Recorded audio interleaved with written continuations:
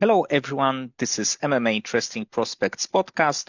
Today our guest is Nick Talavera, who will fight on Fury Challenger Series 14, July 27th. Hello Nick, how are you? Hey, bud, how are you? I'm doing good. And in just a little bit more than a week, you will fight your another fight in Fury. It will be bout against Tony Toro.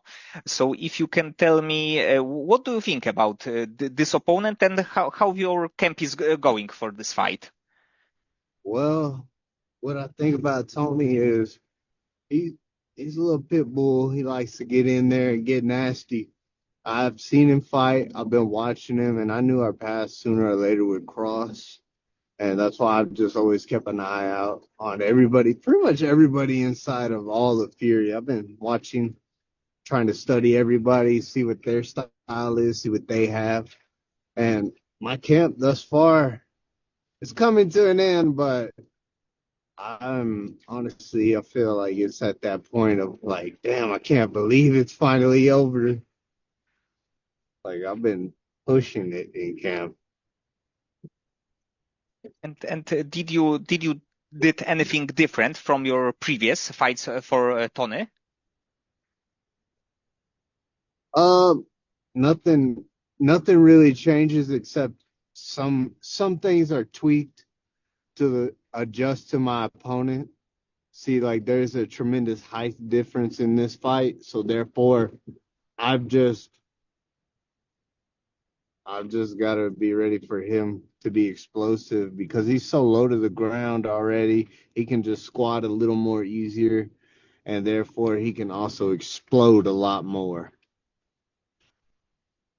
And when you made your Fury FC debut, it was a fight against Justice Torres, who of course is like top regional featherweight, who become a Fury featherweight champion after this fight. And of course you were injured in this fight. And if you can tell me how serious it was, this kind of injury. Well, I completely tore my whole entire ACL, and man, just being in that fight, I knew it was hurt, but I didn't think it was a tear. So I was like, all right, fine, I'll just go fight. Screw it. And I went and fought, and that thing completely, like, you heard it in the cage, you heard a loud pop. And I just was like, well, let me try to get back up. I can still keep fighting. And I tried to get back up. It just wasn't happening. So I was like, damn, I'm down. It was a bad outcome for me. And after this fight, and when you were injured, did you thought that maybe you will not be back? Maybe it will be so serious that in the end it was your last fight. Well, me myself, I was very hard on myself. Like I was breaking myself down almost every day. And like I didn't want to come out and hang out with anybody. I didn't want to do anything. So therefore I was just like, this the end? Is this it for me? But I'm just glad and grateful for my coach and everybody at the gym. They had to kind of like pull me out of it, drag me out of my own funk. And my fiance right now, like she would constantly be trying to talk to me, and she's like, "It'll be fine. You're gonna be okay. You're gonna come back." She's a little harsh on me sometimes, but that's what I always wanted from her is to be harsh on me because I'm hard on myself already. But she like makes sure I'm there mentally in my head, so because I will completely break myself down. But in the end, you were back, and it was a fight against Joshua Aleman, who like also is a really good fighter. He was a Fury FC amateur champion, and it was a great comeback. You submitted him in the first round. So if you can tell me at that point, how happy were you that after all of this struggle in the fight, and of course like before the fight, you were able to win it in a really good fashion. Man, I wouldn't say it was a good fashion, but it was a good fight, good win. But I just my cardio wasn't there. I just felt tired. I felt off being in the cage. I just didn't feel myself. And I don't know. My camp went great. I trained my ass off like I was supposed to, but at the end of the day, it just didn't show like it should have in that cage. But I did get the finish, not how I wanted, but I got it. And I just knew if I was patient and I could wait him out, we knew the first round he was coming guns blazing at me. So I was ready for that. But he kept coming, and I was like, okay, kid might have a little bit of more of a gas tank than we expected. But once third round rolled around, I just was like, screw it. I'm tired of being punched. And I landed that body shot on him. Oh, that boy, he felt that body shot. I know he did. And I say what you want, man. I know you felt that thing. And you shot in on a grappler. So it is what it is. I took him down after that one. And of course, it will be a fight against Tony. It will be a tough one because he's another really good fighter that you are facing. But after this fight in like let's say perfect world, how many more fights would you like to have this year? Well, Tony is a tough opponent, and I've been watching him, and I know he's very durable on the feet. But I've seen him go on the ground, I think, one time, and that was about it. But I wasn't too impressed with his ground at all. But still, I'm gonna test him up top, see what he's got, and I already, yeah, that's about it for that one. But what was that question again? I completely forgot. I went off topic. Yes, yes. After this fight, of course, we don't know what's gonna happen, but in like a perfect world, would you like to have like maybe one, maybe two more fights this year? I would hope so. Maybe have one or two more. Shoot. I hear Dana White's expanding his contender series. Maybe make a surprise visit last minute on there. Who knows? That'd be cool. And like watching your fights, it's obvious that you are a very good grappler. Even like seeing your record that you have 6 wins and six submissions. And if you can tell me, did like BJJ or any other grappling sport was the first combat sport that you ever trained, or did you start with anything else? I just started by walking into some gym and putting headgear on and a mouthpiece and gloves and shin pads on. That's how I started. And I just 3 weeks straight got my face punched. And the dude just looked at me like, you seem like you're about it. Let's see what you're really about. And next thing you know, I quit my job and started training from there and kept going. Had a terrible amateur record though. Terrible. It is what it is. I fought dudes that I thought like, oh, they're number one right now. I gotta try to fight them. But I think that actually the amateur career is like good proving ground because in the end the thing that is important is like your pro record and of course maybe if you are like 0 and 15 MMA it's not a sport for you but if you have some wins some losses it actually means that you get like good experience than to be like a better pro fighter than you were amateur fighter. Exactly. That's what I looked at it as. I was like, you know what?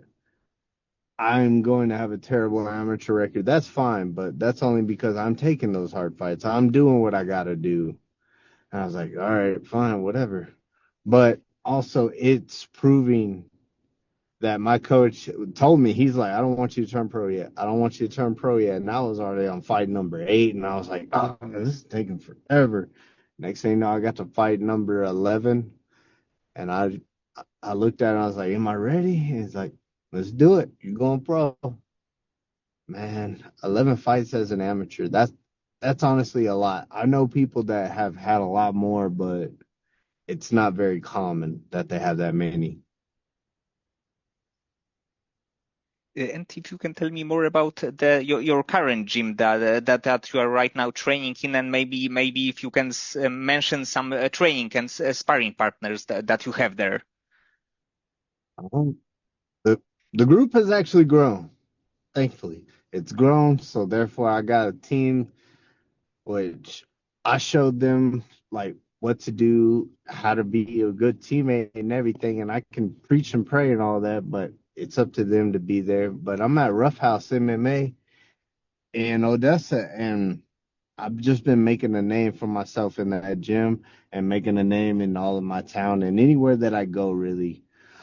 But I got Luis and I got David and I got Cody, and from time to time our pro comes in named Jimmy, and he's we call him Theo Jimmy right now because he's a little hefty, but he fights at 135, and I was like, dude, I need you this camp. You're the perfect size.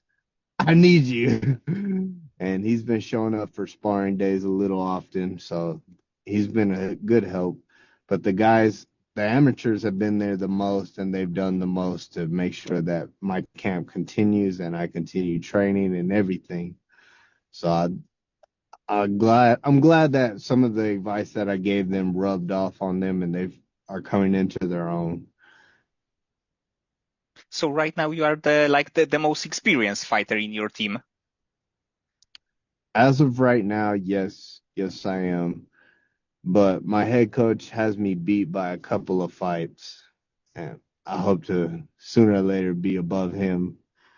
But thus far, we're doing great on my pro career.